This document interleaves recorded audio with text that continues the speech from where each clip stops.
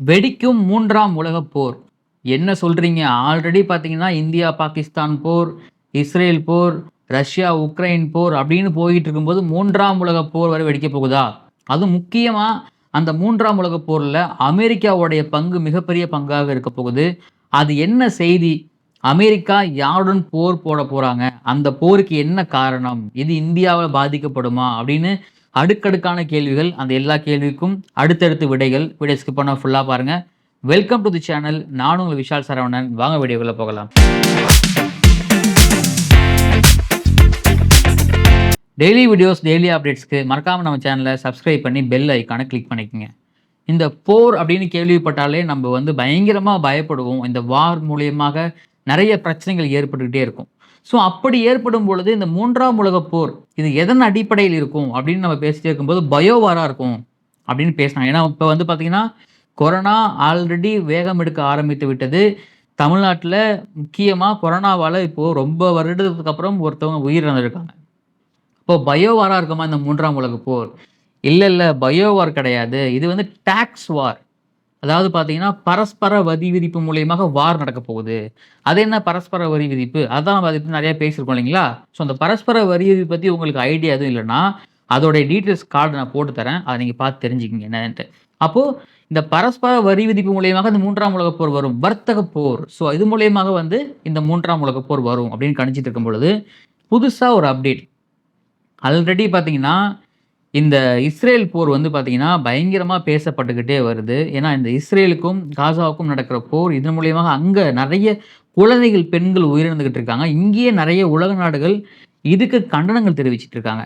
அது மட்டும் இல்லாம முக்கியமா இந்தியா, பாகிஸ்தான் போர் பதற்றம். இதுல பார்த்தீங்கன்னா, நம்பளோட இந்தியாவோட கை ஓங்கியே இருந்துச்சு.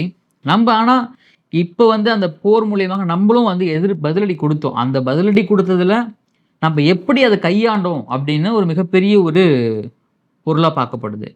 அப்படி இருக்கும்போது, உக்ரைன், ரஷ்யா போர். ஏங்க இதுதான் ரொம்ப வருஷமா நடந்துட்டு இருக்குங்க. இத பத்தி என்னங்க இப்ப அப்டேட் சொல்றீங்க? அப்படின்னு நீங்க சொல்றது எனக்கு கேட்குது. அதுல தான் ஒரு ட்விஸ்ட் நடந்திருக்கு. இந்த உக்ரைன், ரஷ்யா போர் 2022ஆம் ஆண்டு ஆரம்பிச்சது.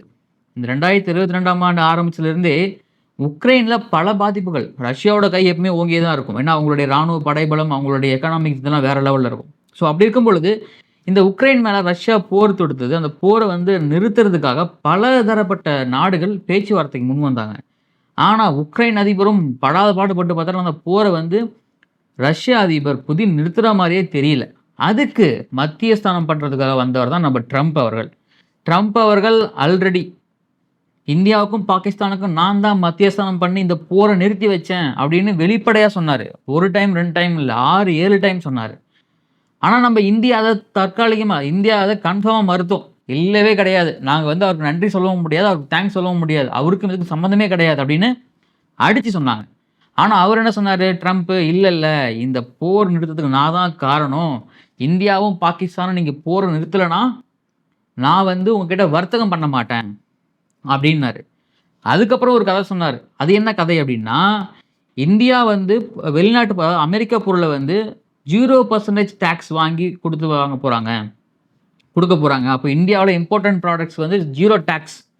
அதுக்கு இந்தியா ஒத்துக்கிட்டாங்க அப்படின்னு அவரே அறிவிச்சார். அப்போ இந்தியா மீது இருக்கக்கூடிய அந்த பற்று, அந்த ஆர்வம் அவர் எப்படிலாம் பேச வைக்குது பார்த்தீங்களா? அப்படி இருக்கும் பொழுது இந்த உக்ரைன், ரஷ்யா போர்ல அவரு பல முயற்சிகள் எடுத்தார் ட்ரம்ப். இந்த போர நம்ப நிறுத்தணும். நம்ப மத்தியானஸ்தானம் பண்ணி இந்த போர நிறுத்தி வைக்கணும். நம்ப மூலியமாக அந்த போர் நின்றதாக இருக்க வேண்டும் அப்படின்னு ட்ரம்ப் பல முயற்சிகள். ஆனா, அவர் எடுத்த ஒரு முயற்சிக்கு கூட ரஷ்ய அதிபர் புதின் வாயை தொறக்கிறது கிடையாது. திரும்பி கூட பார்க்கல அவர. அதுல ஃப்ரஸ்ட்ரேஷன் ஆகி என்ன பண்ணிட்டாருன்னா ட்ரம்ப், வார்த்தைகளை விட ஆரம்பிச்சுட்டார். வார்த்தை போர் பயங்கரமா முற்றியிருக்கு அமெரிக்காவுக்கும், ரஷ்யாவுக்கும். என்ன அப்படின்னா, நெருப்பு மீது நீங்க விளையாண்டுகிட்டு இருக்கீங்க. நெருப்புல கால் வச்சு நீங்க விளையாடுறீங்க. இது உங்களுக்கு மிகப்பெரிய ஒரு ஆபத்தை ஏற்படுத்தும். இது நீங்க எண்ண முடியாத அளவுக்கு மிகப்பெரிய ஒரு ஆபத்தில் கொண்டு முடியும். அதனால இந்த போர் ஒப்பந்தத்துக்கு நீங்க நிறுத்தும் ஒப்பந்தம் நீங்க வரணும் அப்படின்னு ட்ரம்ப் அறிவிக்க, அதுக்கு புதின் பதில் சொன்னாரோ இல்லையோ, ரஷ்யாவுடைய முன்னாள் அதிபர் புதினுடைய ஃப்ரெண்ட் அவர் என்ன சொல்லியிருக்காருன்னா, இப்போ இதை விட மிகப்பெரிய ஆபத்து ஒண்ணு வரணும்னா, அது 3ஆம் உலகப் போர் தான் ட்ரம்ப் அவர்களே. நாங்க ஒண்ணும் நெருப்பு மேல கால வைக்கல. நீங்க தான் நெருப்பு மேல கல்லு விட்டு எறிஞ்சிருக்கீங்க. உலகத்துல மிகப்பெரிய ஒரு கிளர்ச்சி, மிகப்பெரிய ஒரு விஷயம் அப்படின்னா, அது 3ஆம் உலகப் போர் தான். அத வர்றதுக்கு நீங்க வழி வகுத்துறாதீங்க அப்படின்னு எச்சரிக்கை அடிச்சிருக்காங்க ட்ரம்புக்கு. அப்ப ட்ரம்ப் அவர்களுக்கு இதிலிருந்து என்ன புரியணும்னா, இப்போ இந்த ரஷ்யா ஆல்ரெடி அவரு பரஸ்பர வரி விதிப்பு மூலியமாக அவர சுற்றி பல விமர்சனங்கள்.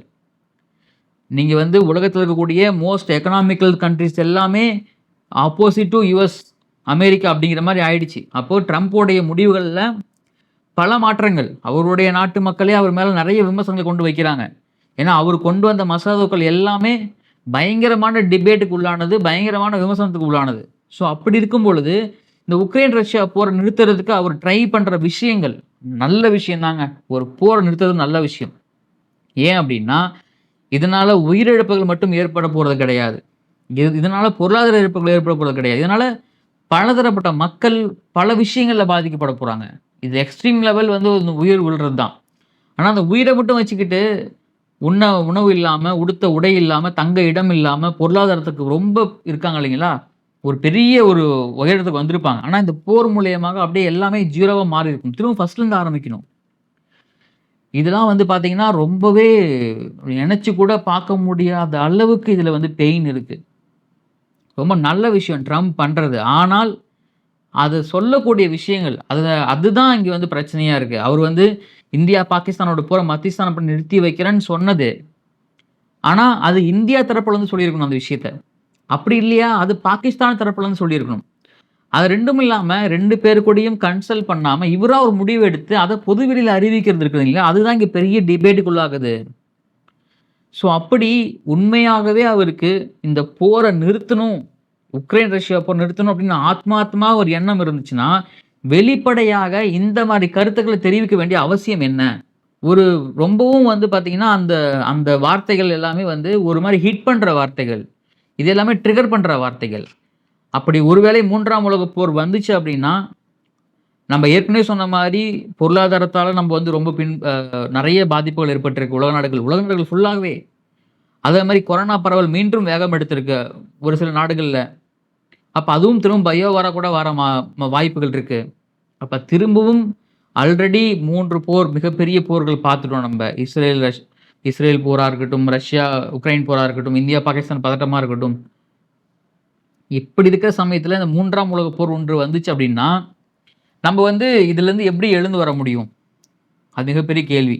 அப்போ மக்கள், பொதுமக்கள், அடிப்படையாக வாழக்கூடிய மக்களுடைய நலனை கருதில் கொண்டு இந்த மாரி விஷயங்கள்லாம் நம்ம பேசணும், பண்ணணும். இது 2 நாட்டு மக்களுக்குமே சொல்றேன் நானு. ஏன்னா, நீங்க வந்து இப்போ ரஷ்ய அதிபர் புதின் அவர்கள் வந்து இந்த உக்ரைன் போர ஏன் இன்னும் அவர வந்து டிபேட்டா எடுத்துட்டு போறாருன்னு தெரியல. அதுக்கு மற்ற நாடுகள் அதுக்கு ஏன் மிகப்பெரிய ஒரு எதிர்ப்பை ஏன் காட்ட மாட்றாங்கன்னு அதுவும் புரியல. இஸ்ரேல் போரா இருக்கட்டும், இந்த இந்த விஷயங்கள் இது எல்லாமே நமக்கு வந்து மிக புரியாத புதிராவே இருக்கும் பொழுது, இந்த பக்கம் ஒரு ட்ரம்ப் அவர்கள், அது பரஸ்பர வரி விதிப்பு, இறக்குமதிக்கு வரி, ஏற்றுமதிக்கு வரி, சீனா மேல இவர் போட்ட அந்த அந்த வார் இருக்கு பார்த்தீங்களா? அந்த சமரச வரி வார். இந்த வார்ல வந்து அவரு 125 200% வரைக்கும் நான் டாக்ஸ் போடுவேன் அப்படின்னு சொல்லி அதெல்லாம் போட்டு ரிட்டர்ன் வாங்குனாரு. அப்போ அவரு பண்றது எல்லாமே கொஞ்சம் ஒரு மாதிரி ஒரு ஆர்வமாக பண்றாரோ, ஆர்வக்கோளாறாக பண்றாரோ அப்படிங்கிற மாரி ஒரு விஷயம் எண்ணம் எழுந்தாலுமே, அது இம்பாக்ட் எந்த அளவுக்கு ரீகிரியேஷன் ஆகுது அப்படின்னு அதையும் பார்க்கணும் அவரு. ஸோ இந்த 3ஆம் உலகப் போர் வெடிக்கும் அப்படின்னு ரஷ்யாவுடைய முன்னாள் அதிபர் சொன்னது மிகப்பெரிய ஒரு டிபேட்டுக்குள்ளாயிருக்கு உலகம் ஃபுல்லாவே. உலக நாடுகள் எல்லாமே இந்த ஸ்டேட்மெண்ட்ட உத்து பார்த்துக்கிட்டு இருக்காங்க. ஏன்னா அந்த அளவுக்கு வேல்யூபிளான ஸ்டேட்மெண்ட் அது. அப்போ இவரு சொன்னதுக்காக ட்ரம்ப் ட்ரிகர் ஆயி இன்னும் வேற என்ன வார்த்தைகள்லாம் சொல்லப் போறாரு? இன்னும் வேற எத பத்திலாம் அவர் பேசப் போறாரு? அப்படி பேசினார்னா, இந்த வார்த்தை போர் முற்றி இது ஒரு வேளை போராக மாறுமா? அப்படி உண்மையாகவே உலகப் போர் 3ஆம் உலகப் போர் வெடிச்சதுன்னா, அப்ப இந்தியாவுடைய ஸ்டாண்ட் என்னவாக இருக்கப் போகுது? நம்ம யார் பக்கம் நிக்கப் போறோம்? இல்ல நம்ம இந்த போரை எப்படி அணுகப் போறோம்?